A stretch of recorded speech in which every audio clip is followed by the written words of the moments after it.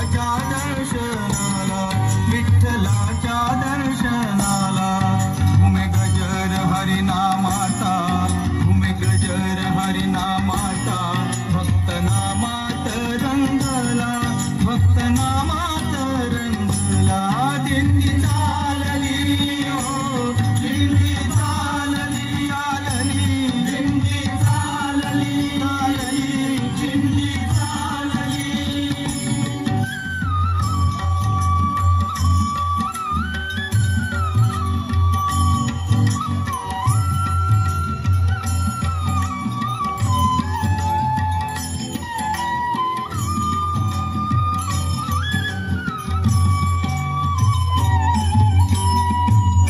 वैष्णव हे ल्याले गळा हार तुळशी माळा. तिळा वैष्णव हे ल्याले गळा हार तुळशी माळा. एक तारी दे मृदंगाच्या ताला, एक तारी देते साथ ताल मृदंगाच्या ताला. भागवताची पताका, भागवताची पताका. आलिंगी ते गगनाला, आलिंगी ते गगनाला. हो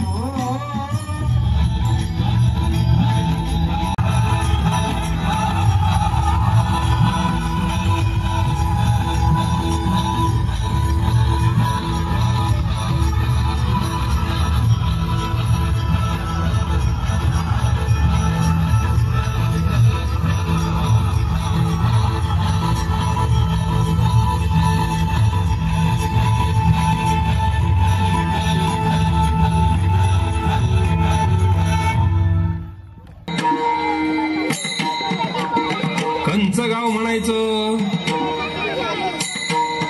आपने मुझसे कुछ पूछा? पांडुरंग पांडुरंग. माऊली तुम्हासनीच विचारतो, कंचं गाव प्रयाग मथुरा से हो. म्हणजे गंगा यमुनेची पवित्र भूमी. आप कभी आए हो प्रयाग मथुरा? एकदा आलो होतो माऊली. मथुरा, गोकुळ, यमुना समद बघितलंय. काय सुंदर भूमी कृष्णाची. आमचा पांडुरंग बी तिथलाच बघा. इतनी दूर क्यों आए थे?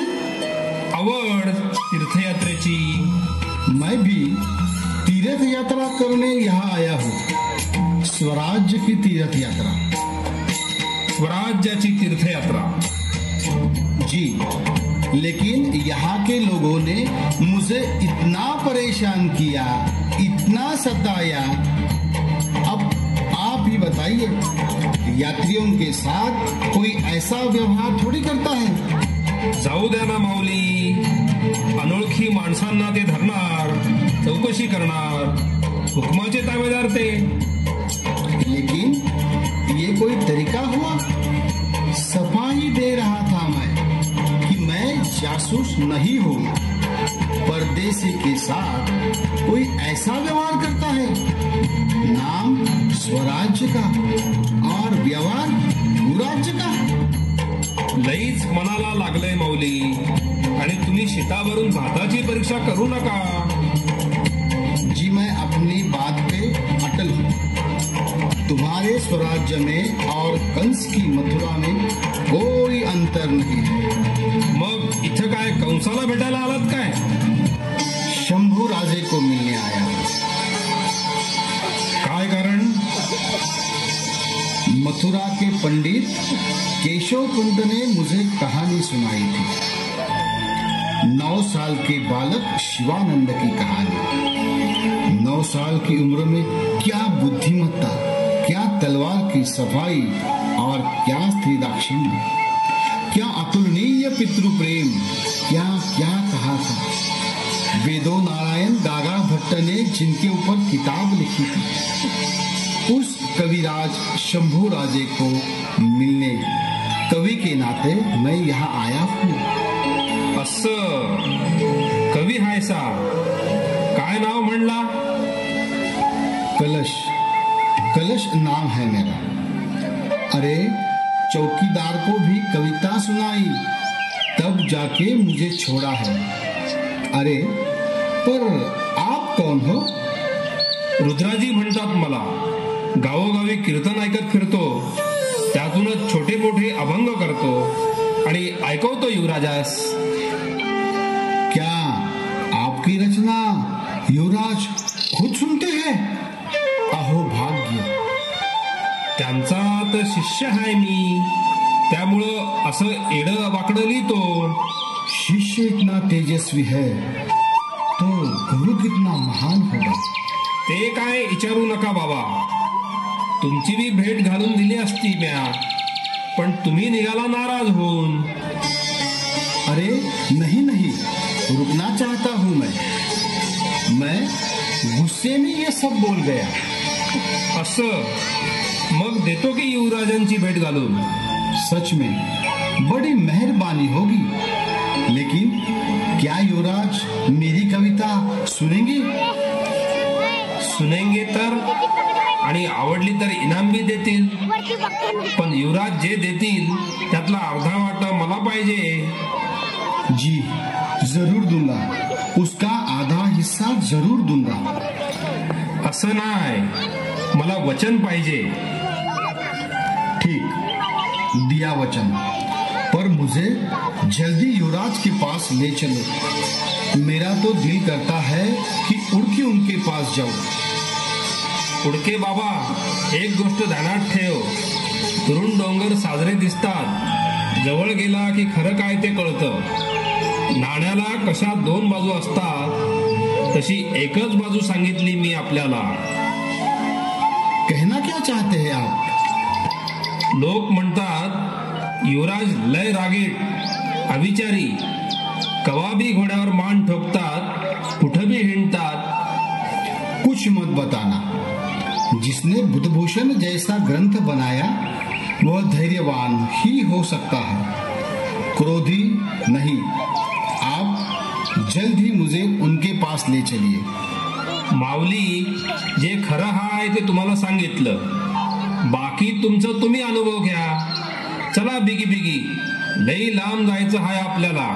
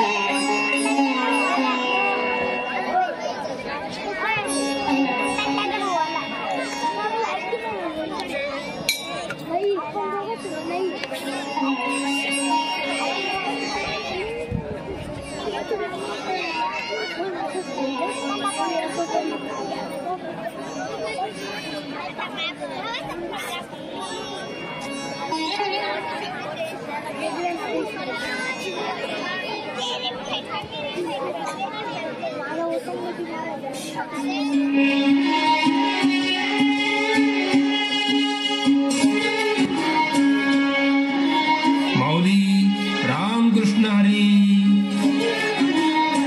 नमस्कार माऊली, इकडे कुठे वाट चुकलाय? रायगडची, पंढरपूर सोडून? माऊली, जाऊ द्या आत, हेच आमचं पंढरपूर। असं म्हणतात, पण हे कोण? माऊली, यासनी युवराजांनी बोलावलंय। युवराजांचे नाव सांगता आणि आमच्या अडचणी वाढवतात। तुमको तो कोई पहचानता नहीं। बहुत बड़ी बड़ी बातें करते थे, अब मुझे विश्वास नहीं हो रहा है। कविराजा, अब विश्वास ठेवा माझ्यावर। ज्योत्या भाऊ, युवराजासनी भेटायचे माऊलीला। जी युवराज, तर तुम्ही? आधी पण भेटणार युवराजांना, आधी त्यांना घेऊन जा। माऊली, माझा अर्धा वाटा लक्षात आहे ना? माऊली, आप नहीं जानते हो आपने मेरे ऊपर कितना एहसान किया है। आपका आधा हिस्सा जरूर दूंगा। मैं तो बेताब हो रहा हूँ, आता हूँ। पांडुरंग पांडुरंग पांडुरंग।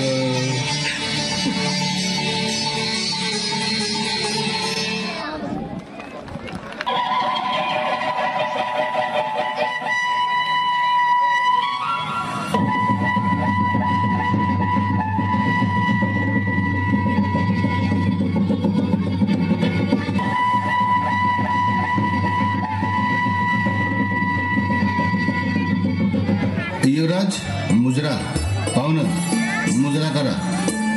युवराज आपल्याला हे भेटायला आले।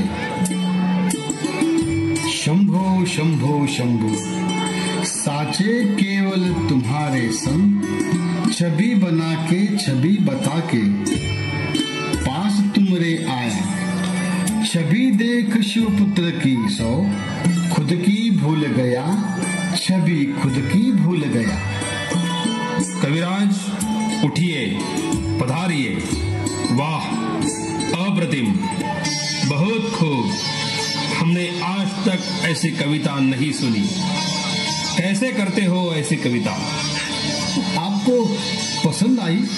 भाग्य हमारे। आपका तेजस्वी रूप देखा, सरस्वती ने हृदय के तार छेड़ दी। अपने आप मुंह से शब्द निकलने लगे। सच्चे कवि हो आप। आज हम बहुत खुश हुए। हम आपके प्रतिभा की शब्दों की कदर करना चाहते हैं। बताइए, क्या इनाम दे? नहीं नहीं, मुझे कुछ नहीं चाहिए। आपके दर्शन हुए, मैं आपको कविता सुना पाया, यही भाग्य मेरा। कवि महाशय, हमें तो आपको उपहार देना ही है। रायगढ़ से कोई खाली हाथ जाए, ये बात हमारे आबा साहेब को भी अच्छी नहीं लगेगी। युवराज, आपके दर्शन हो गए। इस जन्म में 7 स्वर्ग पा लिए हमने, और इस सुख के सामने सब कुछ फीका है। ठीक है, हम आपको ऐसा ही इनाम देंगे जिसे पाने के लिए देवता भी मनुष्य रूप लेते हैं। जी, मैं समझा नहीं। कविराज, हम आपको हमारी मित्रता उपहार में देना चाहते हैं। कबूल है? युवराज, मैं धन्य हो गया। मेरा जीवन कृतकृत्य हो गया। मगर आपको आपका वचन याद है ना? युवराज से मिलने वाला इनाम, रुद्राज जी को आधा हिस्सा देने वाले हैं आप। रुद्राज शंभू, रुद्राज शंभो, अरे मैं तो पहचान नहीं पाया आपको। और क्या क्या बोल दिया गुस्से में। मुझे माफ करना। उठिए कविराज, मित्र की जगह चरणों में नहीं दिल में होती है।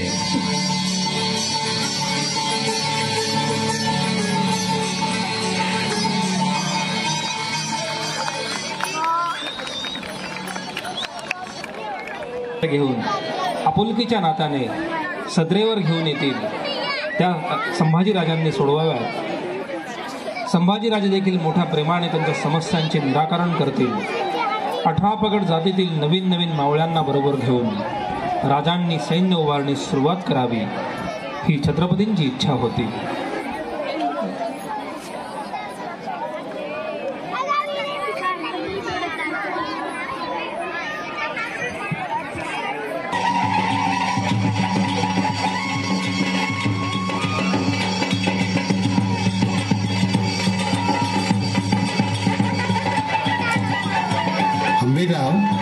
सेनापतीच्या नात्याने आपलेही शंभूराजांकडे लक्ष असू द्या। त्यांना स्वराज्याची जबरदस्त तडफ आहे। त्यांचा आवाका देखील मोठा आहे आणि तरुण रक्त आहे। महाराज, शंभूराजांच्या वयाचा विचार करता त्यांचं शौर्य लयच मोठं आहे आणि स्वराज्याच्या बाबतीत बी लय तळमळ आहे। त्यांना शौर्य गाजवायची संधी मिळायच पाहिजे। महाराज, शंभूराजे आणि कवी कलश येत आहेत. या या युवराज या. आपण दक्षिणेच्या स्वारीवर निघण्यापूर्वी युवराज बोला.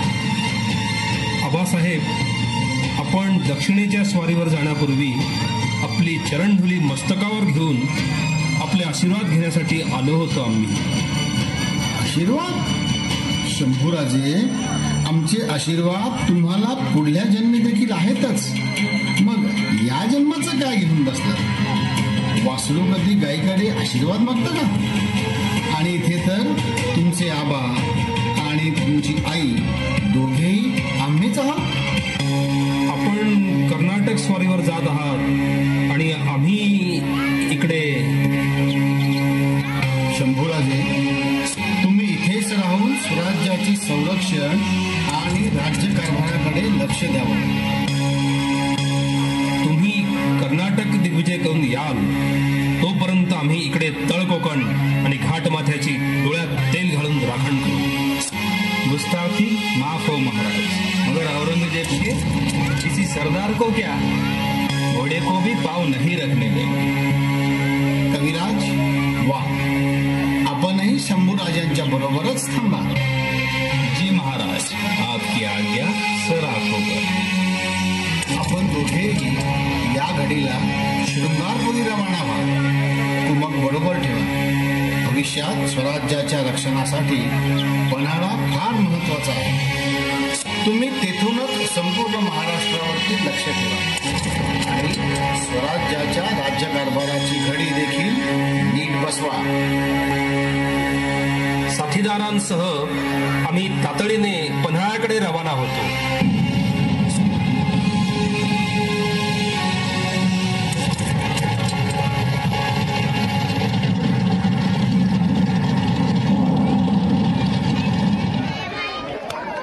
राज्यकारभार हाकायचा मनावर नाही आणि छत्रपतींचं राज्य म्हणजे जनतेच्या मनावरचं राज्य होतं. जनतेच्या जीवाभावाचं राज्य होतं, प्रेमाचं राज्य होतं. जिजाऊ छत्रपतींच्या पालक होत्या, परंतु स्वतः छत्रपती उभ्या महाराष्ट्राचे पालक होते, पोशिंदे होते. सगळे सण उत्सव छत्रपतींबरोबरच संभाजीराजे देखील रयतेबरोबरच साजरे करीत असत. वेगवेगळ्या प्रदेशातील वेगवेगळ्या चालीरीती आणि सण उत्सवात ते लोकांबरोबर मोठ्या उत्साहाने सामील होत असत. प्रत्येक प्रदेशातील श्रद्धास्थानांपुढे ते मोठ्या श्रद्धेने भावाने नतमस्तक होत असत. तेथील लोकगीतं, लोककला, त्यातील कलाकार, त्यांच्या कला ते मोठ्या उत्साहाने बघत असत. त्यातीलच एक गोंधळ.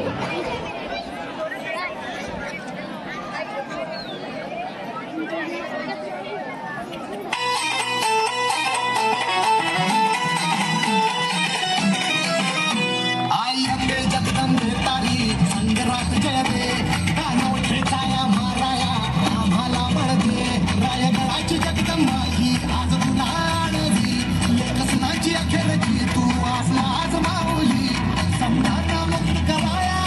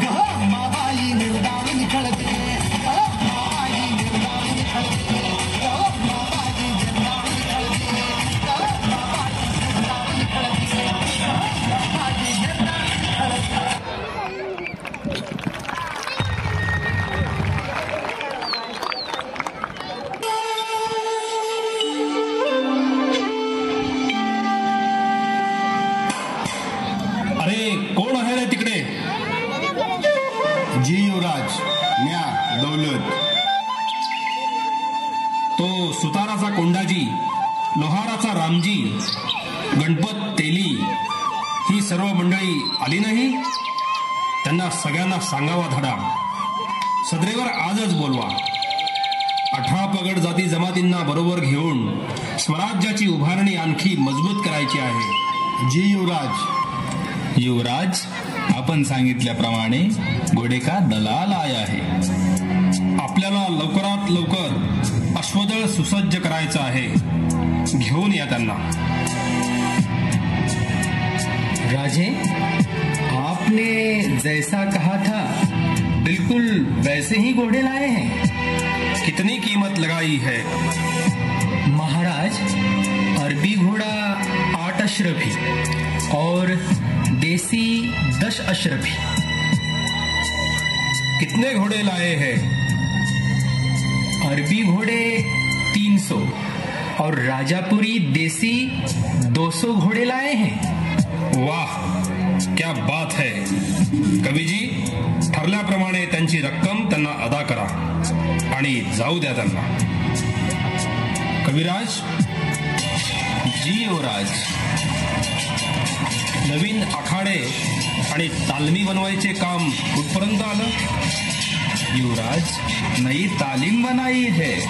इधर के नौजवान सुबह शाम व्यायाम कसरत करने के लिए हर दिन आते हैं. तलवारबाजी, भाला, दांड बट्टा जोर शोर से खेलते हैं. वाह कविराज, वाह, खूपच छान.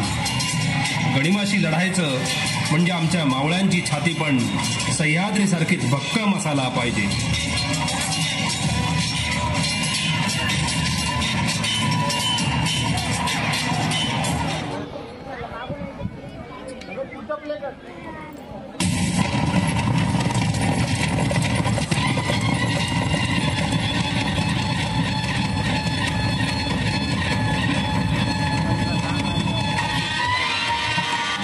युवराज, संगमेश्वराहून काही शेतकरी आपल्यासनी भेटाया आले आहेत. त्यांना सन्मानाने घेऊन या.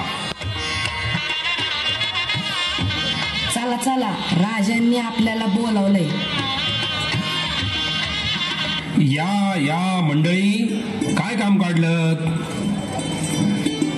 राज, एका कामासाठी आलो होतो. बोला बोला, बिनदिक्कत बोला. औंदा पाऊस पाणी काय बी नाही, तवा पीक पाणी बी काहीच नाही बघा. तवा शेतसारा तेवढं तुम्हीच सांगा कारभारी राजसनी. या वर्षाला लय दुष्काळ पडला आहे राज. त्यामुळं यांचं म्हणणं आहे की शेतसारा माफ केला तर लय उपकार होतील बघा. शेतसारा माफी? हे स्वराज्य आहे, म्हणजे जनतेचं राज्य. हे चालविण्यासाठी थोरल्या महाराजांनी काही नियम घालून दिले आहेत आणि आम्ही त्याचीच तजवीज करतो. कविराज, त्यांचा सगळा शेतसारा माफ करा आणि पुढच्या वर्षाच्या बियाणांसाठी यांना सरकारातून तातडीने व्यवस्था करा.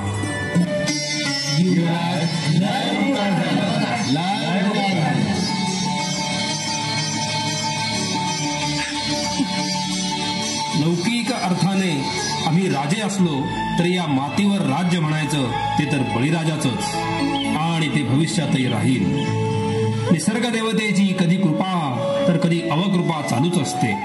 ह्यामध्ये सामान्य शेतकरी भरडला जात असेल तर ह्या स्वराज्यामध्ये आम्ही जिरेटोप मिरवायचा तो कशासाठी? फक्त शोभेलाच? हा बळीराजाच उपाशी राहिला तरी स्वराज्य आम्ही काय म्हणून मिरवायचं? प्रजेबरोबरच राजाचंही पोट बळीराजाच भरतो. त्याचंच पोट रिकामं राहिलं तर आई भवानी आम्हाला माफ करणार नाही.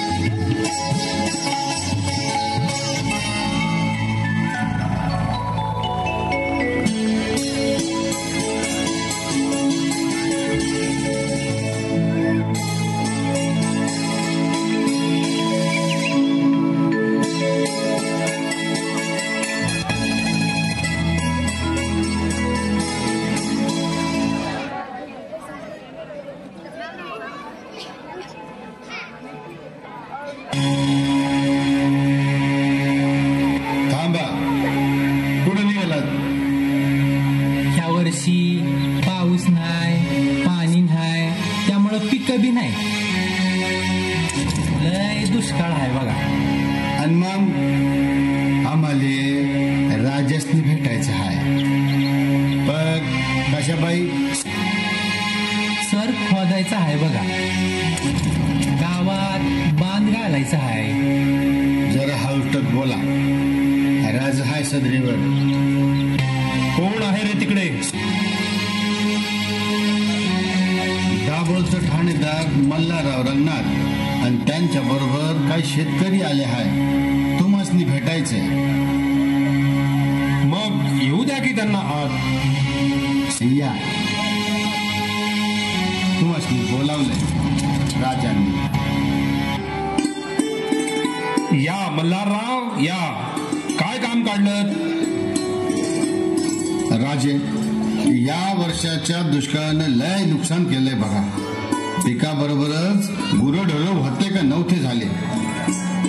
पावसाळ्यात पाऊस चिक्कार होतो, पण डोंगर दऱ्यातून समद पाणी वाहून जातं. मग उतरणीला जर आपण बांध घातला तर पाणी चांगले अडून राहील. आणि जर खोदला तर शेतीला आणि गुराढोराला लाय उपयोग होईल. महाराज मल्हारराव, तुमचं नियोजन खूप चांगलं आहे. हा कविराज. जी युवराज. सरकारातून 1000 होंड तातडीने मंजूर करून घ्या आणि काम तातडीने सुरुवात करा. या आता तुम्ही. मल्हारराव. जी युवराज. ह्या पौर्णिमेला काम सुरू करा. आम्ही जातीनं कुदळ मारायला येतो.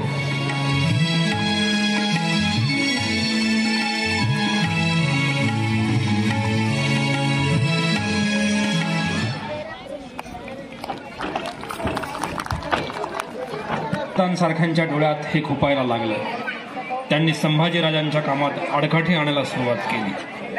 संभाजीराजांचं सळसळतं तारुण्य स्वतःला स्वस्थ बसू देईना. त्यांच्या जीवाची घालमेल सुरू झाली.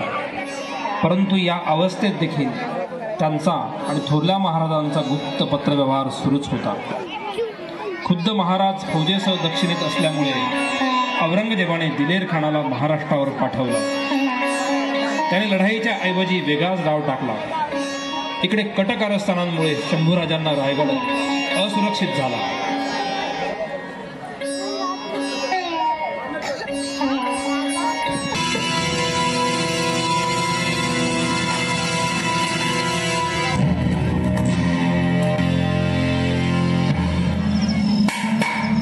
कोण आहे रे तिकडे? जी युवराज. स्वार बोलवा. हा खलिता अत्यंत महत्वाचा आहे. संदेश रायगडी पाठवायचा आहे. जी युवराज, लगेच धाडतो. युवराज, याद फरमावला आपण? होय. हा संदेश लगबगीने रायगडी पोहोचवावा. खुद्द मोरोपंतांच्याच हातात जाईल याची काळजी घ्या. जी युवराज.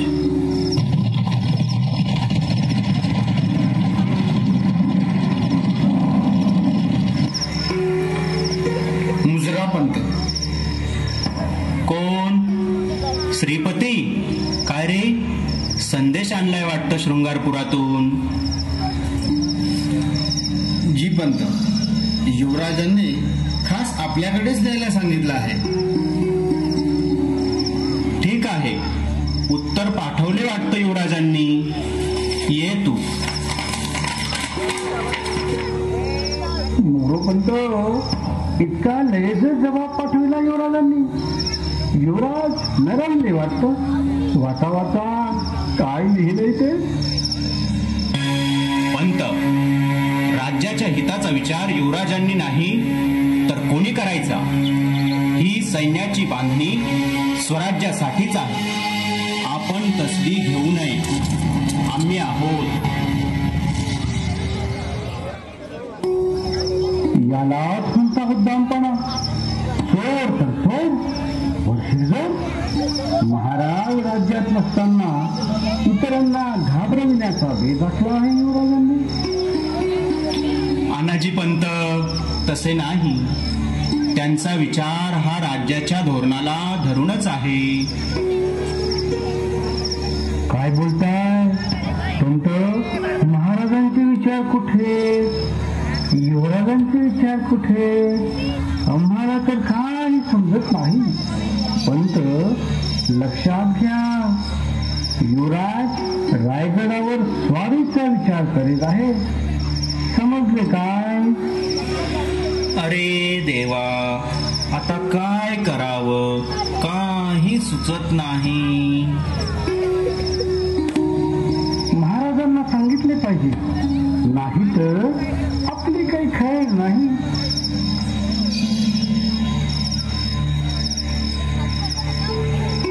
युवराज, आपल्याला संदेश घेऊन कोणी भेटायला आला आहे. मुसलमान आहे कोणी?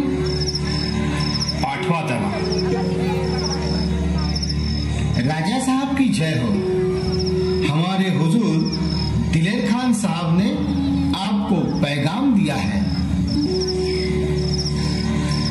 ठीक आहे, यांच्या विश्रांतीची व भोजनाची व्यवस्था करा. वाह, कस्तुरीचा गंध आहे. राजाधिराज शेर शमशेर संभाजी राजे भोसले, अगर कोई आदमी यारी दोस्ती के खातिर हाथ आगे बढ़ाता है तो वह पुरानी बातें भूलकर आपसे प्यार और मोहब्बत जताना चाहता है. कमल के फूल पानी में और शेर का बछड़ा जंगल में ही शोभा देता है. आपका दोस्त होने के नाते एक सवाल पड़ता है, मराठी सल्तनत के होनहार शहजादे होकर इस श्रृंगारपुर की गुफा में क्यों बैठे हुआ? आपकी जगह तो रायगढ़ पर है. आप आपके वालिद के प्यार से यतीम हुआ. दोस्त होने के नाते हम सब जानते हैं. मन में अंदेशा मत रखो, हमारी दोस्ती कबूल करो. हमें आधी रात में आवाज दो, हम हाजिर हो जाएंगे. कोई गुंजाइश नहीं युवराज.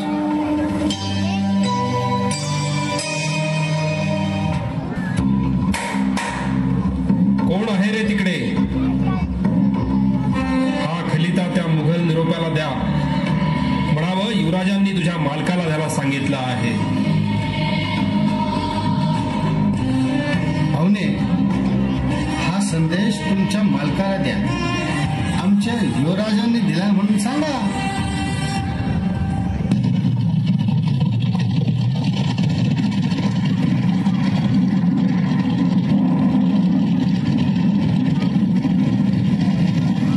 हुजूर दिलेर खान साहब को सलाम.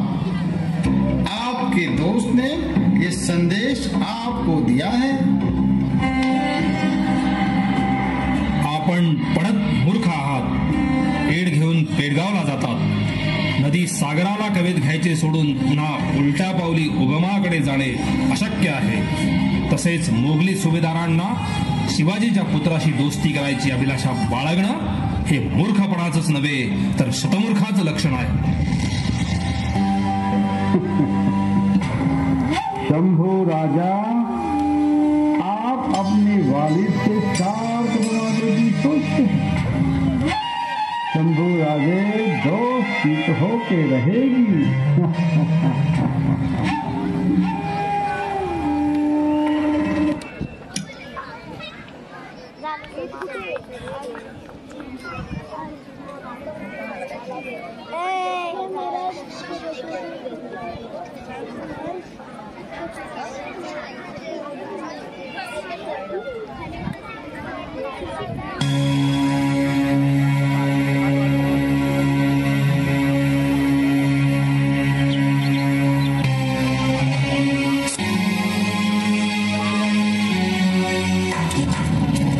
कोण आहे रे तिकडे? जी युवराज. कविराजांना ताबडतोब सदरेवर बोलावलंय म्हणून सांगा. जी युवराज. आम्ही अहंकारी, बदफैली, स्वराज्याचे राजे होण्याची आम्हाला घाई झाली आहे. स्वराज्याची मुळीच लालसा नाही आम्हाला. हे स्वराज्य आमचं नाही तर या राज्यात राहणाऱ्या गोर गरीब रयतेच आहे.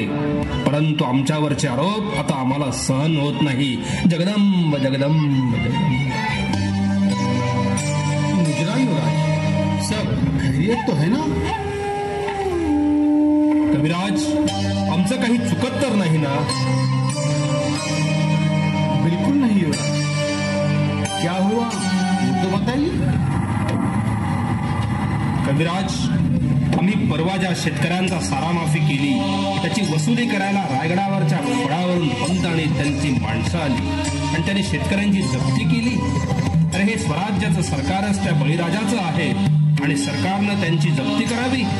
स्वराज्याच्या युवराजाला काहीच काम करू द्यायचं नाही, त्याला महत्व द्यायचं नाही, हे आता खपवून घेतलं जाणार नाही। युवराज, आप शांत रहिए, हमें क्या आदेश है? कविराज, आत्ताच्या आत्ता 1000 स्वार घ्या आणि रायगडावर आलेल्या कारभारी व त्यांच्या कारकुनांना बंदी करा। चांगलं 4-5 दिवस उपाशी ठेवा, अन्न पाण्या वाचून तर राहू द्या त्यांना। मग कळतील यातना ज्यांची आपण जप्ती केली त्या बळीराजाच्या, त्यांच्या जीवनाचा उलगडा होईल, अन्न पाण्याचे महत्व लक्षात येईल, मग सोडा त्यांना। जी युवराज, आपके हुक्म की तामील होगी।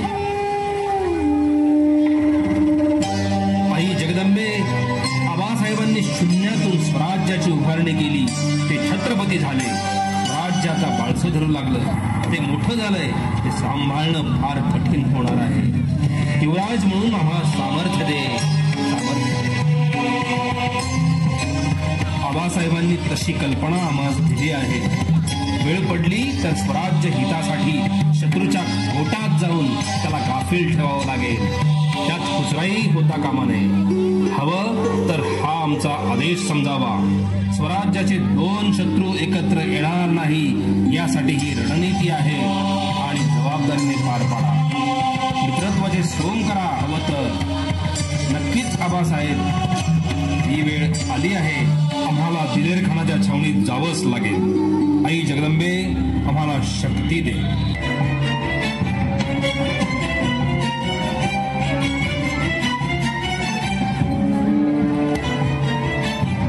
युवराज, आपल्यासाठी संदेश घेऊन दूत आला आहे, पाठवा त्याला।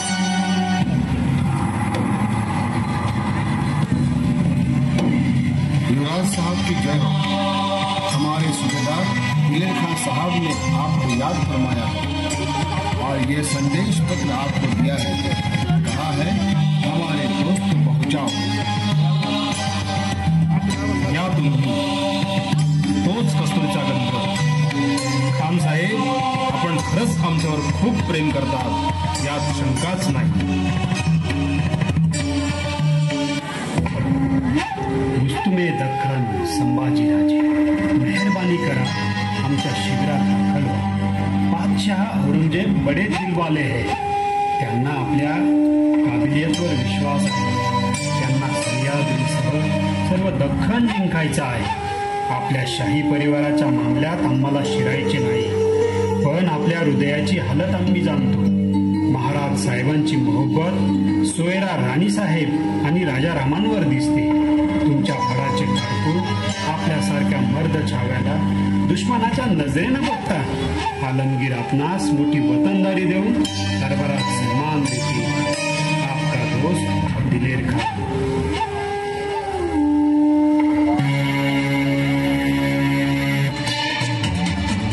श्रीपती, स्वाराला बोलवा। युवराज, हा संदेश आमच्या मित्राला जाऊन पोहोचवा। युवराज, लगेचच निघतो।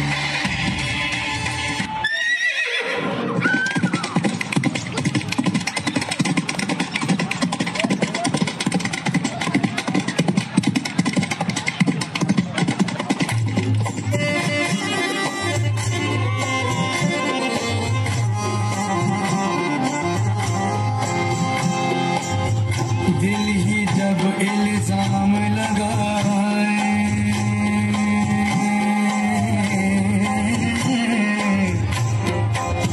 देव कौन सफाई।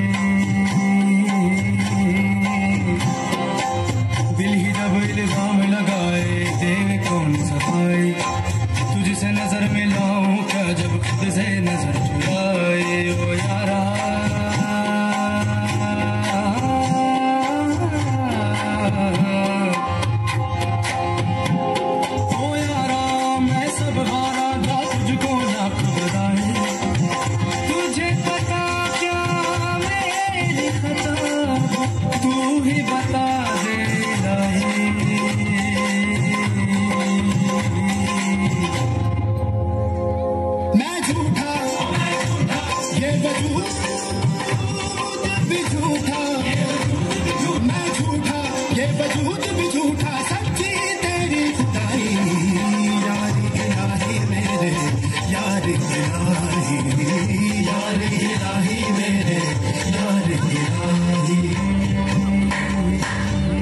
महफिल खत्म की जाए, हमें किसी खास का पैगाम आया है। खान साहेब, मुजरा, आमच्या युवराजांनी आपली याद फरमावली आहे, हा संदेश पाठवला आहे। शंभूराजे, हमारे मित्र का संदेश लाभ। हमारे लिए युवराज तो खास है, देर मत करो, आप जा सकते हैं। उन्हें कहो जल्द ही मुलाकात होगी। खान साहब, आपले आमच्यावर प्रेम आहे ही अल्लाची मेहरबानी आहे।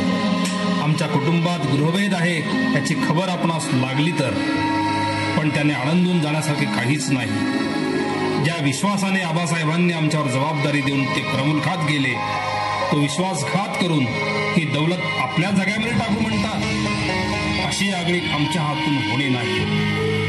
छत्रपतींसारखा पिता आम्हास दैविक रूपाने लाभला आहे, त्याच्यासारख्या वटवृक्षाची सावली सोडून तुमची सोन्याची लंका आम्हाला काय हो करायची। शंभूराजे, एक दिन तो आएगा, हमने संदेश दिया है, जल्द ही मुलाकात होगी, जरूर होगी युवराज, जरूर होगी।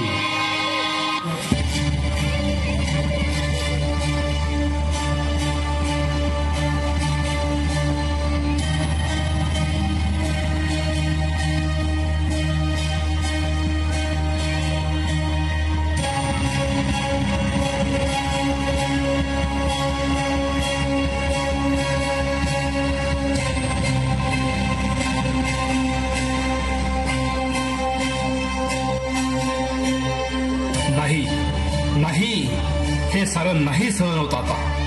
आमच्या सळसळत्या रक्ताला, पराक्रमाला सिद्ध करण्याची संधीच मिळत नसेल तर या जीवनाला अर्थ तो काय?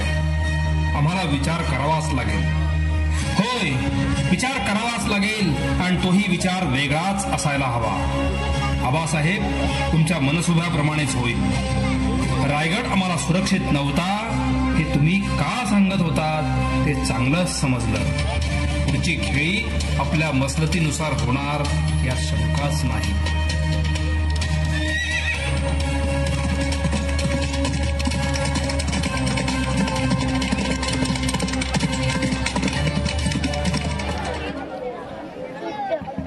थोरल्या महाराजांबरोबर झालेल्या गुप्त चर्चेतून भविष्यातील राजकीय डावपेच ठरले होते। शंभूराजे दिलेर खानाच्या छावणीत एक मित्र म्हणून दाखल होतात।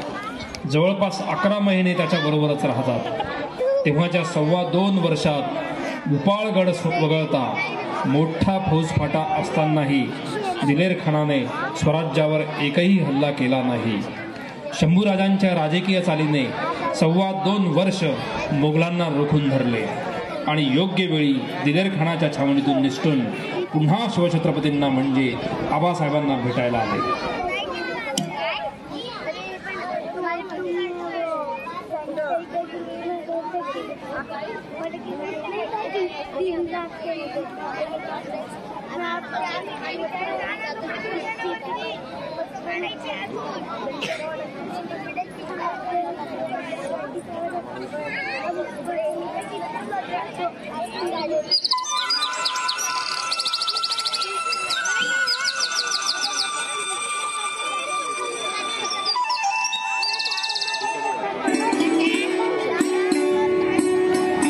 आबासाहेब, आपल्या दोघांच्या बंद दाराआड झालेल्या मसलतीने फार ससे होलपट केली बघा।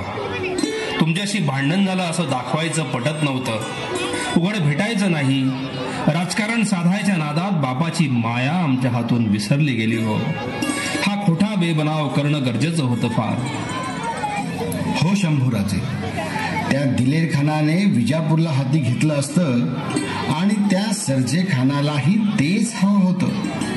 मुघल आणि आदिलशाह एक झाले असते तर स्वराज्याला मोठा धोका निर्माण झाला असता, पण पण स्वराज्याचा वारसदार आपल्या हातात लागलाय अशा समजुतीने दिलेर खान गाफील राहिला आणि स्वराज्यावरचं संकट टळलं. आम्ही दिलेर खानाच्या छावणीत गेलो आणि तिथेच फसलो. मुघलांचा विस्तव आम्ही हातात घेतला, पण चटके मात्र आपल्या तळहाताला बसले. क्षमा करा आम्हाला. क्षमा कसली मागता युवराज? शौर्य क्षमाशील नसतं, ते कौतुकास पात्र असतं आणि ते राष्ट्रासाठी असेल तर स्वाभिमानास पात्र असतं. ते खरं जरी असलं तरी आम्हाला फार यातना सहन कराव्या लागल्या. आठवते शंभूराजे, कोवळ्या वयात आग्र्यावरून सुटकेच्या वेळेस मथुरेस आम्ही आपणास एकटे सोडून पुढे निघालो. कठोर काळजानं तुम्हाला सोडलं बघा. खूप रागावला असाल आमच्यावर, रुसला असाल ना? रुसलो होतो आबासाहेब, पण तुम्ही एकटं टाकलं म्हणून नाही, तर तुम्ही जवळ हवे होतात म्हणून. तुम्ही एकटं आम्हाला टाकलं असं कधी वाटलं नाही हो. उलट अभिमान वाटला, जबाबदारी अंगावर टाकून तुम्ही आपल्या छाव्याला तयार करताय म्हणून. बाळराजे, या एकाच गोष्टीचे सल नाही ना तुमच्या मनात? गेली कित्येक वर्ष याच गोष्टीचा काटा ऋतून आहे आमच्या मनात. आबासाहेब, किती काळजी वाटली असणार आपणास. आम्ही दिलेर खानाला जाऊन मिळालो, चारही बाजूंनी किती ऐकावं लागलं असणार आपणास. शेवटी आमचाच निवाडा करण्याचा प्रसंग तुमच्यावर आला. किती किती कसरत करावी लागली असेल. बाप म्हणून वागायचं की छत्रपती म्हणून वावरायचं? खरं आहे, अनेक प्रसंगातून गेलो, पेचात अडकलो, पण एक लक्षात ठेवा, तुमच्याबद्दल अपार अपरिमित प्रेम आहे. तुमच्याविषयी प्रेमाशिवाय दुसरे काही नाही, ना कोणत्या तक्रारी ना नाराजी. आबासाहेब, चला जेवायला बसूया.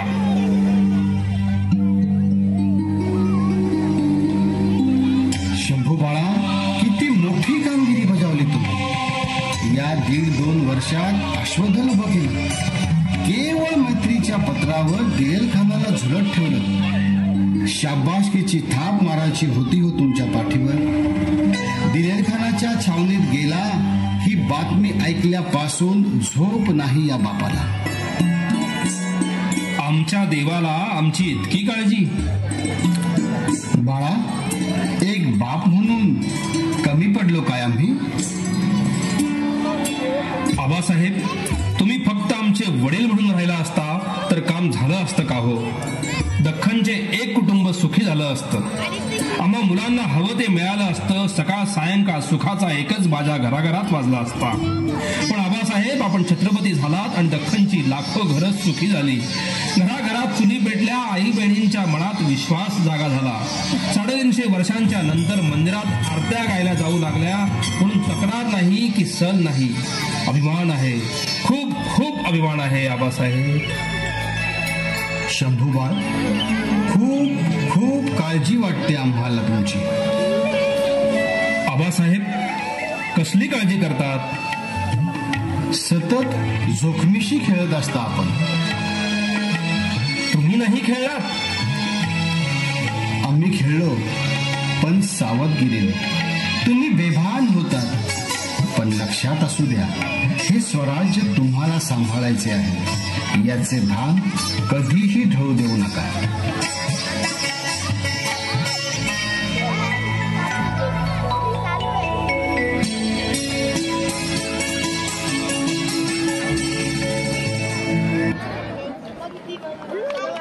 रायगडावरून एक जासूस एक दुःखदायक बातमी घेऊन येतो.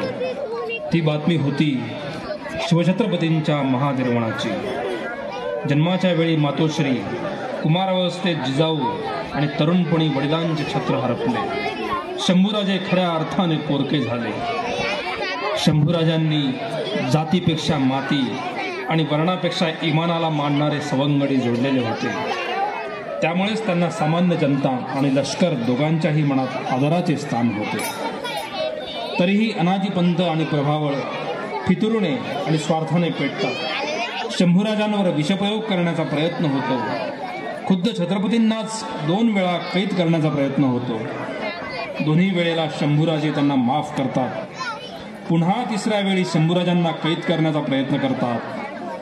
परस्पर औरंगजेबाच्या मुलाशी संधान बांधण्याचा प्रयत्न होतो, तोही शंभूराजांच्या विरोधात. तेव्हा शंभूराजांचा क्रोध अनावर होतो. सर्व सहकाऱ्यांची मते घेतात आणि न्यायनिवाडा करतात.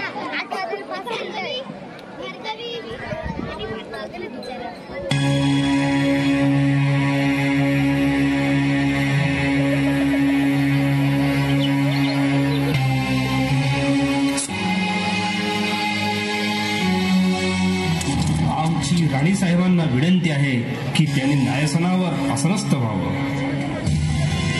पूर्वमुक्त्या राणी येसूबाई या न्यायपीठाच्या प्रमुख असल्या तरी आम्ही न्यायपीठावर आणखी काही जणांना नियुक्त करत आहोत. कारण हा न्यायनिवाडा किचकट व तितकाच गुंतागुंतीचा आहे. म्हणून आम्ही स्वराज्याचे न्यायाधीश प्रल्हादपंत, पेशवे निळोपंत आणि छंदोगमात्य कवी कलश यांची नियुक्ती करत आहोत. आणि रयतेला सुद्धा यात मत मांडण्याचा अधिकार असेल. प्रल्हादपंत. जी महाराज. न्यायनिवाड्याच्या कामकाजास सुरुवात करावी. महाराज, राणीसाहेब, कुलमुक्तियार, मंत्री महोदय, रयत आणि आपल्या उपस्थितीत कामकाज सुरुवात करतो.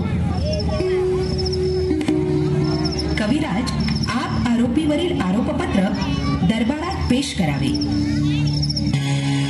आरोपी अण्णाजी अणाजी पंत प्रभुणीकर, उमर 56, हल्ली राहणार किल्ले रायगड.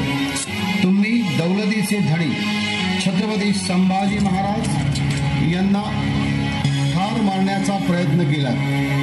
त्या अगोदर सहकाऱ्यांना हाताशी धरून त्यांचा बुद्धिभेद करून महाराज साहेबांचा घातपात करण्याचा प्रयत्न केला.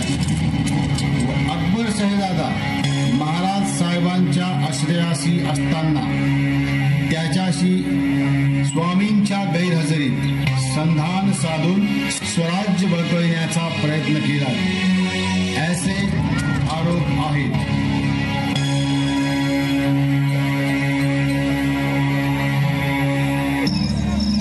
या आरोपपत्रातील आरोप अत्यंत गंभीर स्वरूपाचे आहेत. त्यामुळेच अतिशय काळजीपूर्वक न्याय निवाडा व्हावा. निवाडा हा काळजीपूर्वकच होईल. आपण मंत्री असतानाही स्वराज्य हितापेक्षा स्वतःच्या हिताला महत्व दिले. छत्रपतींवर पुढील कारस्थाने केली आणि त्यासाठी अनेकांना वेठीस धरले. एवढेच नाही तर सहकाऱ्यांना प्रयत्न असफल झाल्यास ठार मारले आणि पुरावा नष्ट केला. ज्याप्रमाणे सरकारतर्फे बाजू मांडण्यात येईल तसेच बाजू मांडण्याची मुभा आरोपींनाही मिळावी. महाराज, या निवाड्याच्या कामकाजात झालेले आरोप प्रत्यारोप याबाबतचे साक्षी पुरावे या सर्व गोष्टी लक्षात घेता हे न्यायासन या अनुमानापर्यंत पोहोचले आहे की स्वराज्याचे मंत्री सरदार गुन्हेगार म्हणून सिद्ध झाले आहेत. तसेच त्यांनी कबुली जबाब दिला आहे. गुन्हेगारांना त्यांच्या गुन्ह्यानुसार शिक्षा देण्यात येते. प्रल्हादपंत शिक्षेबद्दल माहिती द्यावी. राणीसाहेब, स्वराज्यात फितुरी करणाऱ्यास एक हात एक पाय तोडण्याचे शासन आहे. चुकीची खबर देणाऱ्यास शिरच्छेद, कटकारस्थान करणाऱ्यास कडेलोट, स्वामीद्रोह करणाऱ्याला तोफेच्या तोंडी देणे, राज्यद्रोह करणाऱ्यास हत्तीच्या पायी देण्याची शिक्षा अशा तरतुदी आहेत.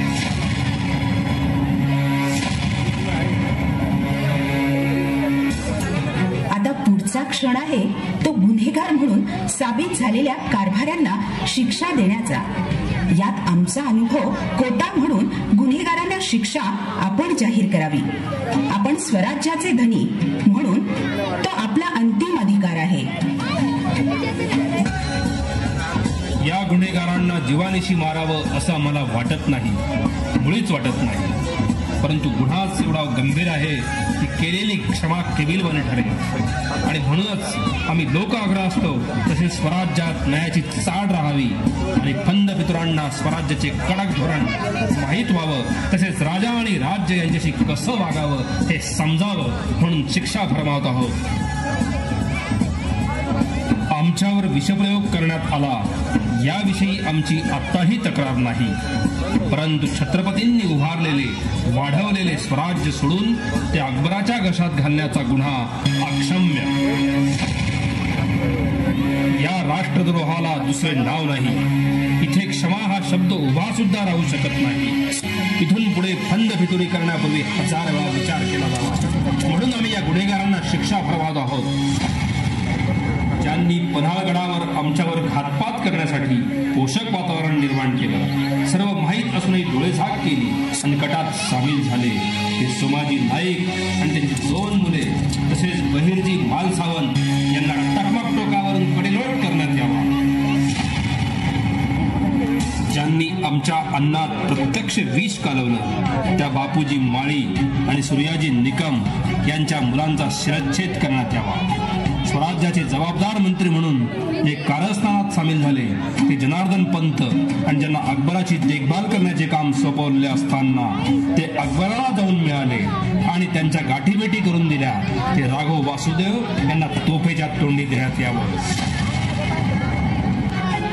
ज्यांनी शिवछत्रपतींच्या विचारांना काळीमा फासला, स्वराज्याच्या दुसऱ्या छत्रपतींच्या हत्येचा प्रयत्न केला, तमाम मावळ्यांनी शिवप्रेरणेने उभे केलेले हे हिंदवी स्वराज्य एका आश्रिताला देण्याचे कुटील कारस्थान रचलं, त्या राष्ट्रद्रोह्यांना अर्थात हिरोजी फर्जन, बाळाजी पंत चित्रे, आबाजी बाळाजी पंत चित्रे, सोमाजी दत्तो प्रभुणेकर, त्र्यंबकजी भोसले, अनाजी दत्तो प्रभुणेकर यांना हत्तीच्या पायी दरबारात सुनावलेल्या शिक्षेची अंमलबजावणी उद्या औंढाच्या माळावर करण्यात येईल.